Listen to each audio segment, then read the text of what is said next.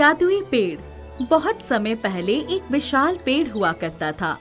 उस पेड़ के नीचे बहुत बड़े बड़े महापुरुष और ऋषि बैठकर साधना किया करते थे। उसके बाद उस पेड़ के पास अपने सभी सामान दबाकर चले जाते थे। कई सालों बाद वहाँ लोगों का आना जाना शुरू हो जाता है। लोग उसके आसपास झोपड़ी बनाकर रहने लगते हैं। सभी उस पेड़ के नीचे आकर बैठा भी करते थे। उस पेड़ के पास एक मोहन नाम का आदमी आता है। उसे ऐसा लगता है जैसे पेड़ के आसपास बहुत ही शक्तिशाली शक्ति है। गांव वालों, मुझे लगता है पेड़ के पास एक बहुत ही शक्तिशाली शक्ति है। अगर एक बार ये शक्ति बाहर आ गई तो हम सभी बच नहीं पाएंगे। गांव वाले मोहन की बात सुनकर बहुत डर जाते हैं। अरे मोहन, ये तू कैसी बातें कर रहा है? हम इस पेड़ को छोड़कर कहीं नहीं जा सकते। भाइयों, मेरी बात मानो, इस पेड़ से दूर रहना ही अच्छा है। मैं तो कहता हूँ इस पेड़ से कई किलोमीटर की दूरी बना लेना हम लोगों के लिए अच्छा होगा। अगर ये शक्ति फटेगी तो सबका विनाश हो जाएगा। मोहन बहुत ज्ञानी था, इसलिए सभी उसकी बात मानने की सोचते हैं और उस पर के आसपास से अपनी झोपड़ी हटा लेते हैं और उस पेड़ से सभी दूर हो जाते हैं। कोई भी उस पेड़ के पास नहीं जाया करता था। उस पेड़ से सभी दूर रहने लगते हैं। सालों बीत जाते हैं मगर कोई उस पेड़ के पास नहीं जाता है। गांव में गोपाल नाम का आदमी था। वो भी उस पेड़ के बारे में सुनता है। ऐसी कौन सी शक्ति है जिससे सभी डर रहे हैं? क्या सच में उस पेड़ की वजह से हमें नुकसान हो सकता है? वो वहाँ जाने की सोचता है मगर गांव वाले उसे वहाँ जाने से मना करते हैं। वो मान जाता है, लेकिन एक दिन गोपाल उसे पेड़ के पास वाले रास्ते से जा रहा था। तभी उसे पेड़ की याद आती है। वो सोचता है, क्यों ना एक बार उस पेड़ को देख कर आऊं? आज तक तो कभी नहीं देखा। गोपाल डरता हुआ उस पेड़ के पास आता है। चारों ओर सन्नाटा था, कोई भी नहीं दिखाई दे रहा था। बस कुछ जानवरों की आवाज आ रही थी। क्या सच में ये पेड़ लोगों को नुकसान पहुंचाएगा? उस पेड़ पर फल लगे हुए थे। गोपाल वो पेड़ के फल तोड़कर खाने लगता है। तभी उस पेड़ से आवाज आती है, नहीं, मैं किसी को नुकसान नहीं पहुंचाऊंगा। पेड़ को बोलता देख गोपाल हैरान रह जाता है। क्या तुम बोल सकते हो? हाँ, मैं जादुई पेड़ हूँ। सालों पहले कई महापुरुष और ऋषि यहाँ आकर बैठा करते थे और मैं उन्हें वो सब देता था जो उनकी जरूरत होती थी।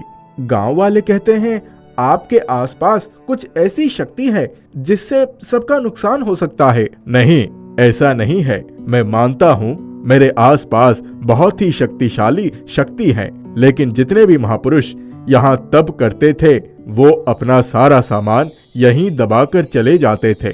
उनके सभी सामान बहुत शक्तिशाली हैं। मैं तो कब से यहाँ आना चाह रहा था आपको देखने, इसीलिए मैं यहाँ तक आ पहुँचा। बताओ बच्चे, तुम्हारी क्या इच्छा है? तुम क्या चाहते हो?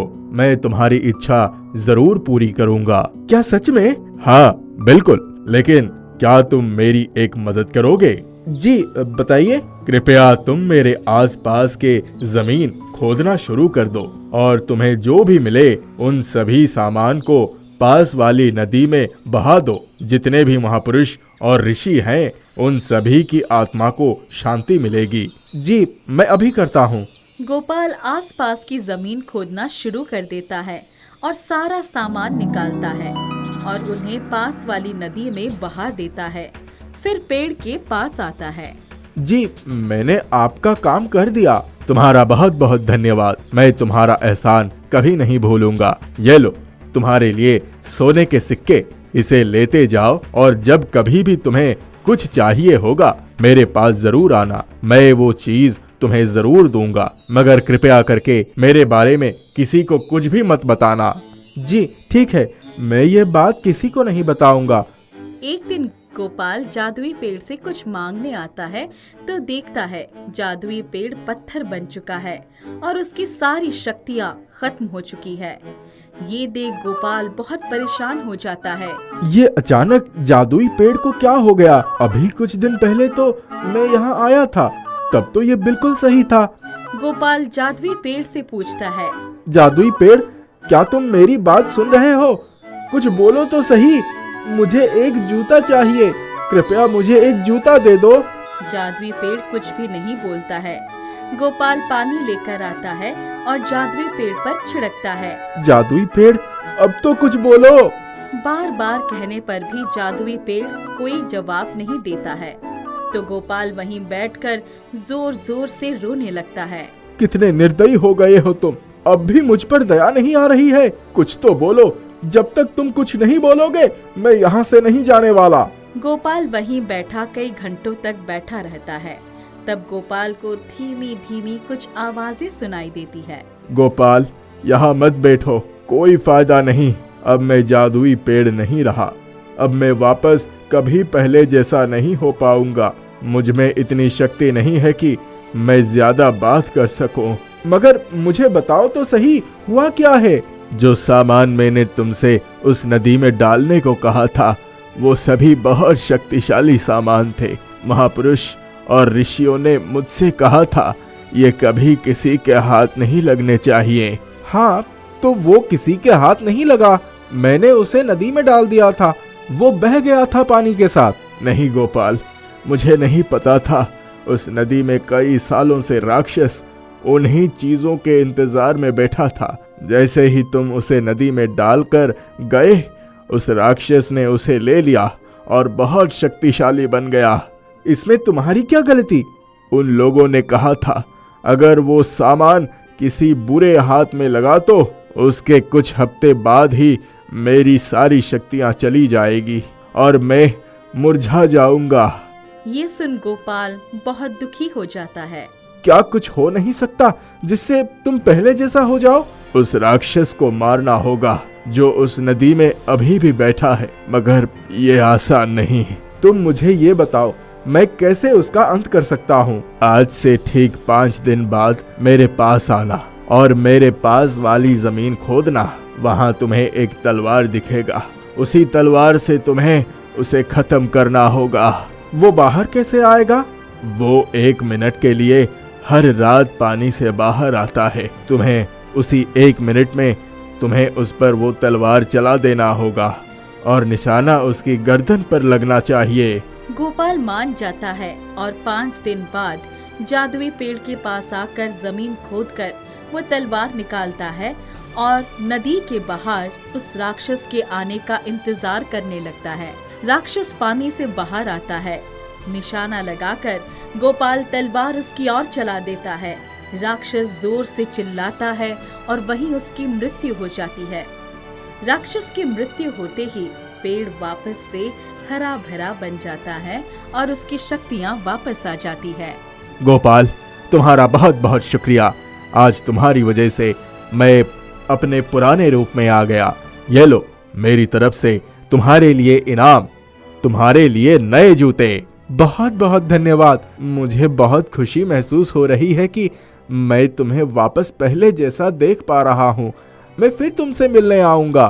गोपाल जूते पाकर बहुत खुश होता है और वहाँ से चला जाता है। कई साल पहले एक गांव में एक बढ़ई रहता था। वो कई सालों तक काम करता था, मगर बढ़ती उम्र के साथ वो धीरे धीरे कमजोर हो रहा था और उसने ये काम छोड़ दिया। इस बढ़ई का एक बेटा था, रामू, जो राधे नाम के लड़के का बहुत ही अच्छा दोस्त था। बढ़ई कहता है, रामू, अब मेरी उम्र हो गई है, अब मैं ये काम और नहीं कर सकता, अब तुम्हें ही ये सब कुछ करना होगा। तो रामू कहता है, पर बापू, मैं ये अकेला कैसे कर सकता हूँ? बढ़ई कहता है, मुझे नहीं पता, अब तुम्हें ही घर चलाना होगा। रामू कहता है, ठीक है, मैं एक काम करता हूँ, मैं राधे के साथ मिलकर काम करना शुरू कर देता हूँ। ऐसा कहकर रामू ने जाकर राधे से ये बात बता दी। राधे, मैं सोच रहा हूँ कि हम दोनों को मिलकर कुछ व्यवसाय शुरू कर देना चाहिए। हाँ हाँ, बात तो तुमने बहुत बढ़िया ही कही है। हम दोनों को भी 2 पैसे मिलते रहेंगे। भाई राधे, कई दिनों से बापू ने काम बंद कर दिया है, तो घर में पैसों की किल्लत आ गई है। तुम थोड़े पैसों का बंदोबस्त कर देते तो हम लकड़ियाँ खरीद सकते थे। भाई रामू, पैसा तो मेरे पास है ही नहीं। अब हम एक काम करते हैं, और काम शुरू करने के लिए हमें जो लकड़ियां चाहिए वो हम खुद ही जंगल से लेकर आ जाते हैं। वाह भाई राधे, तुमने तो बड़ी अच्छी बात कही है। ऐसा कहकर दोनों जंगल की ओर चल दिए। बढ़ई का काम करने के लिए उन्हें सीधे तने की लकड़ी ही चाहिए थी। दोनों सीधे कोने की लकड़ी की तलाश में जंगल में आगे बढ़ते चले गए। रामू, जरा इस पेड़ को देखो, ये बिल्कुल सीधा तने वाला पेड़ है। हाँ हाँ, सही कहा। चलो हम इसे काट देते हैं। राधे अपनी कुल्हाड़ी पेड़ पर चलाने ही वाला था कि अचानक रामू ने कुछ ऐसा देखा कि वो सोच में पड़ गया और उसने राधे को रोक लिया। रुको राधे, ऊपर देखो, इस पेड़ पर कई पक्षियों ने अपने घोंसले बनाकर रखे हैं। अगर हम इस पेड़ को काटेंगे तो ये सब पक्षी बेघर हो जाएंगे। अरे हाँ, अब क्या करेंगे हम कहीं और जाकर दूसरा पेड़ ढूंढ लेते हैं। ऐसा कहकर दोनों वहां से जाने लगे। तब दोनों को एक आवाज सुनाई पड़ी। रुक जाओ। राधे, किसी ने हमें पुकारा? पता नहीं भाई, मुझे तो पेड़ से आवाज सुनाई दी, मगर पेड़ भला कैसे बोलेगा? मैंने ही तुम्हें आवाज दी है। पेड़ की आवाज सुनकर दोनों चौंक गए। पेड़ कहता है, डरो मत, मैं कोई साधारण पेड़ नहीं हूँ, मैं एक जादुई पेड़ हूँ। अभी जो तुमने मेरे पक्षियों के घरों को बचाया है, ये देखकर मैं समझ गया हूँ कि तुम दोनों गरीब हो मगर नेक दिल भी हो, और मैं तुम्हें इनाम देना चाहता हूँ। ऐसा कहकर पेड़ ने दोनों को लकड़ी के बने जादुई तख्त दिए और कहा, ये तख्त तुम्हें एक बहुत विशाल खजाने की ओर ले जाएंगे। वहाँ ढेर सारा धन है, तुम्हें जो भी चाहिए वो वहीं से ले लेना। पर हाँ, याद रखना, ये तख्त ज्यादा वजन नहीं सह पाएगा। दोनों ने पेड़ की बात सुनी और समझ ली, और फिर बड़ी उम्मीद के साथ अपने अपने तख्तों पर वो बैठ गए। जैसे ही दोनों तख्त पर बैठे, तख्त उड़ने लगा। रामू और राधे हैरानी से यहाँ वहां देखने लगे। तब अचानक दोनों की नजर एक छोटी सी गाय पर पड़ी जो पानी में डूब रही थी। भाई राधे, ये नन्ही सी गाय पानी में डूब रही है, क्यों ना हम इसे बचा लें? बिल्कुल सही, चलो मैं इसे अपने तख्त पर बिठा देता हूँ। ऐसा कहकर राधे ने गाय को बचा लिया और अपने तख्त पर जगह दे दी। थोड़ा आगे जाने पर राधे ने देखा कि एक छोटा कुत्ता भी डूब रहा है। अरे, ये तो बेचारा मर जाएगा, मैं इसे बचा लेता हूँ। ऐसा कहकर रामू ने कुत्ते को बचाने के लिए अपने तख्त पर जगह दे दी। दोनों ने सोचा कि नदी पार करते ही हम इन जानवरों को सुरक्षित जगह पर छोड़ देंगे। पर जैसे ही दोनों ने नदी पार की, उन्होंने देखा कि वहां कई सारे जंगली जानवर हैं जो इन दोनों को खा जाते। राधे, अब इस गाय और कुत्ते का क्या करें? अगर हमने इन्हें छोड़ दिया तो ये जानवर इन्हें खा जाएंगे, तो हम इन्हें अपने ही साथ रखते हैं। बिल्कुल सही। तख्त उड़ते हुए एक गुफा के अंदर पहुंच गए और वहां दोनों ने देखा कि ढेर सारे सोने चांदी के सिक्के थे। चलो, मैं इन सिक्कों को अपनी झोली में भर देता हूँ, तुम भी ऐसा ही करो। ठीक है।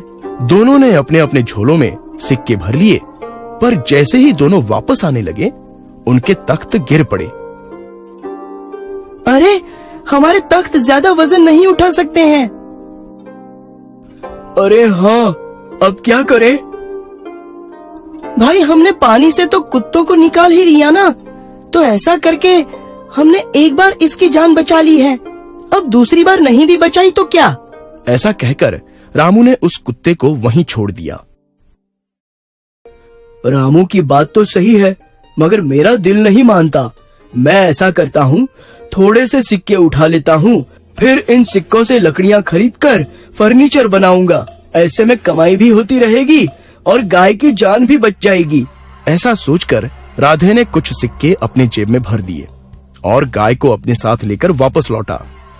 दोनों पेड़ के पास वापस आ गए। तब ये क्या, मेरे सिक्के सारे पत्थर हो गए हैं। मेरे साथ धोखा हुआ है। कोई बात नहीं भाई, मैंने कुछ सिक्के उठाए हैं, हम मिलकर इनसे लकड़ियां खरीदेंगे। ऐसा कहकर राधे ने अपने झोले में देखा तो ये क्या, उसका झोला सोने के सिक्कों से भर गया था।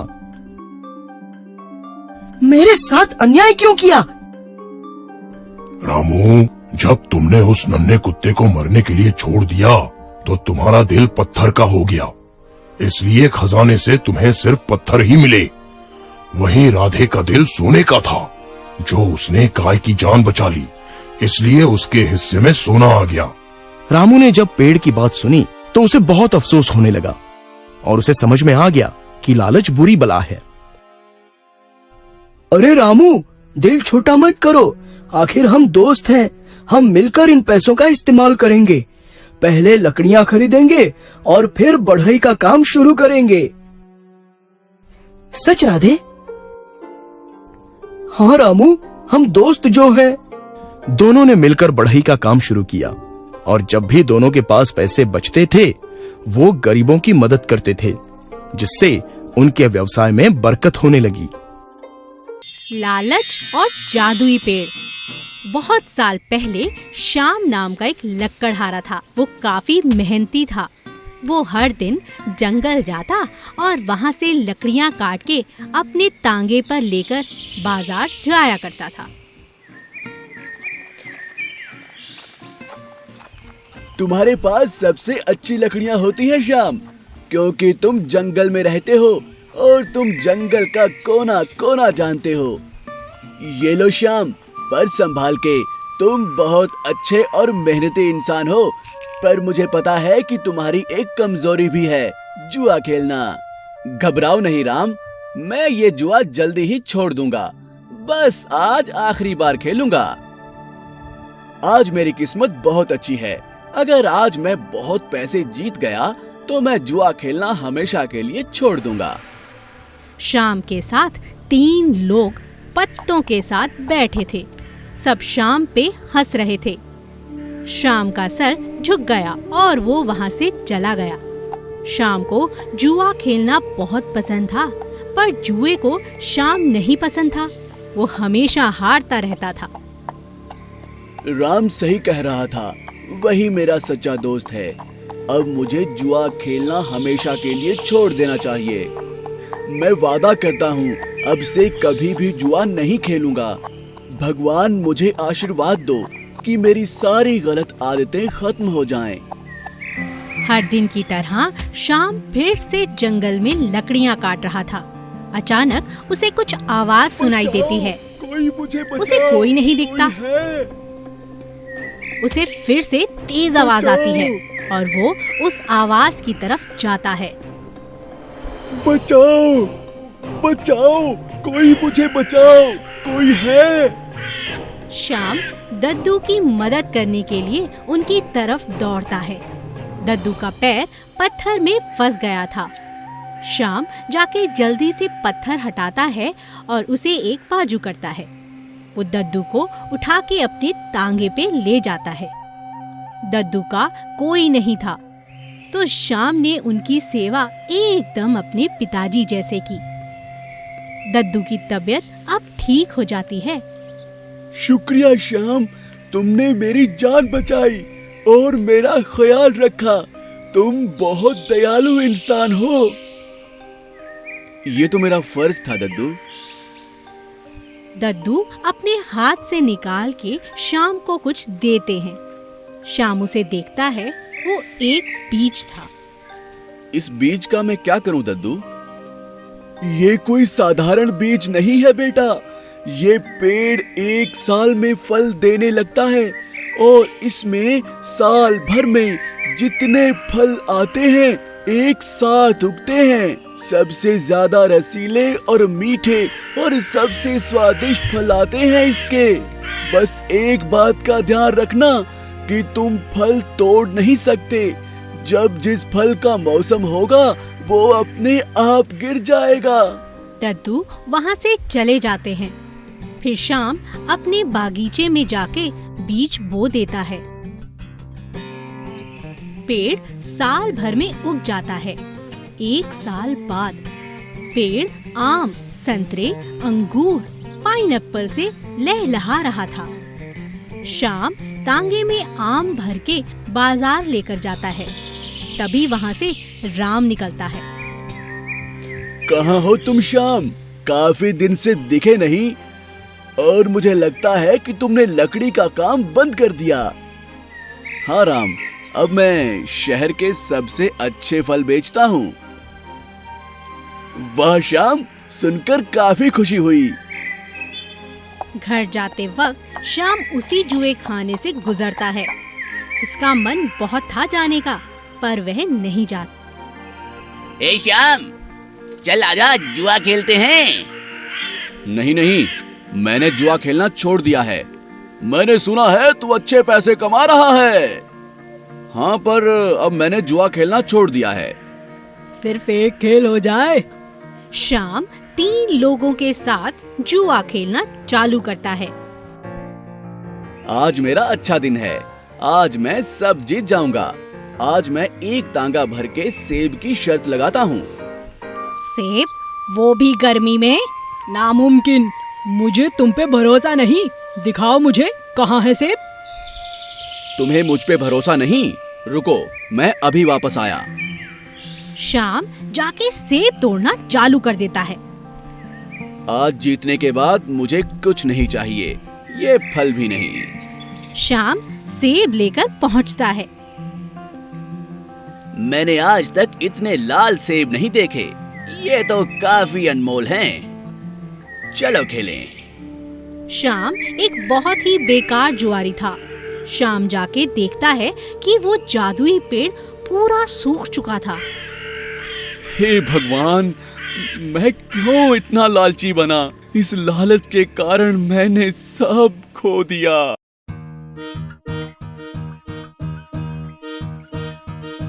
दयाराम नाम का एक अमीर सुनार था।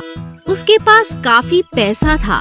दिन रात मेहनत करके उसने काफी पैसा इकट्ठा कर लिया था। दयाराम का एक बेटा था सोनू। सोनू काफी बिगड़ा हुआ था और हमेशा पैसे उड़ाता रहता था। उसे पैसों की कोई कदर नहीं थी। पिताजी, मुझे नई साइकिल चाहिए। अभी पिछले महीने ही तो ली थी ना, उसका क्या हुआ? पिछले महीने ली थी ना पिताजी वो तो। अब उससे अच्छी साइकिल आ गई है बाजार में, गियर वाली।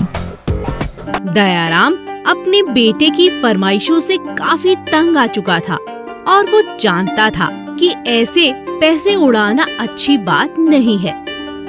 वो एक दिन सोनू को बुलवाता है और बोलता है, मैं तुम्हारी फरमाइशों से तंग आ चुका हूँ। अब मैं तुम्हें 1 रुपया नहीं दूंगा। तुम्हें इस घर में रहना हो तो जाकर पैसे कमा कर लाओ। पिताजी के डांटने से वो काफी घबरा गया और रोते रोते अपनी माँ के पास जाता है।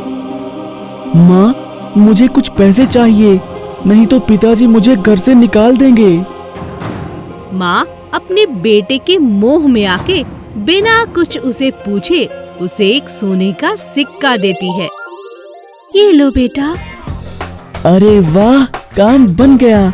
अब मैं जाकर पिताजी को पैसे दे दूंगा और वो मुझे घर से भी नहीं निकालेंगे। सोनू शाम को अपने पिताजी के पास जाता है। ये लो पिताजी, मैं पैसे ले आया। दयाराम समझ जाता है कि ये पैसे जरूर अपनी माँ से लेकर आया है। जाओ बेटा, ये सिक्के जाकर तुम बगीचे में बने कुएं में फेंकाओ और कल मुझे फिर से पैसे लाकर दो। सोनू बिना कुछ सोचे समझे जाके वो सिक्के कुएं में डाल देता है। अगले दिन दयाराम अपनी बीवी को मायके भेज देता है। माँ के घर से जाने के कारण सोनू को अब समझ नहीं आ रहा था कि वो पैसे कहाँ से लाए। तो वो अगले दिन पैसे कहाँ से लाए उस बारे में सोचता है। पैसों का क्या किया जाए, कहाँ से लाऊं? अरे हाँ, दीदी से लेता हूँ, वो मना नहीं करेंगी। सोनू अपनी दीदी के पास जाता है और उनसे पैसे के लिए बोलता है। दीदी ने भी बिना कुछ सोचे भाई के प्यार में आके उसे पैसे दे दिए। ये ले सोनू, चांदी के सिक्के। शुक्रिया दीदी। सोनू पैसे लेकर फिर से दयाराम के पास जाता है। उसे फिर समझ आ जाता है कि वो पैसे दीदी से लेकर आया है और वो फिर से उसी पैसे को कुएं में फेंकने के लिए कहता है। अगले दिन दयाराम अपनी बेटी को उसके ससुराल भेज देता है। अब क्या करूं? दीदी भी चली गई। सोनू के पास अब पैसे का कोई जरिया नहीं बचा था, तो वो अगले दिन बाजार जाता है कुछ काम ढूंढने, और एक दुकान पर काम मिल गया। उसे ठेले में बोरियां उठा के रखनी थी। बहुत मेहनत मुशक्कत करके उसने वो बोरियां रखी और उसके बदले में दुकानदार ने उसे कुछ रुपए दिए। थका हारा वो पैसे लेकर घर पहुंचा। पिताजी, मैं पैसे ले आया। बेटे की हालत देख के दयाराम को समझ आ गया कि आज ये मेहनत करके पैसे लाया है। जाओ, इसे जाकर कुएं में फेंकाओ। सुबह का थका हारा सोनू ये सुनते ही आग बबूला हो गया। नहीं, मैं ये पैसे नहीं फेंकूंगा। सुबह से मेहनत करके अपनी कमर तुड़वा के मैंने ये पैसे कमाए हैं, मैं कैसे फेंक दूं? ये सुन के दयाराम मुस्कुराए और उसे अपने पास बुलाया और बोले, बेटा, मैं तुम्हें यही समझाना चाहता था कि ये पैसे हम बहुत मेहनत करके कमाते हैं और हमें इन्हें फिजूल के खर्चों में नहीं बर्बाद करना चाहिए। हाँ पिताजी, मुझे माफ कर दो। मुझे पैसों की अहमियत समझ में आ गई है और अब से मैं कभी भी फालतू का खर्चा नहीं करूँगा। उस दिन के बाद से सोनू समझदार हो गया और अपने पिताजी के काम में हाथ बटाने लगा।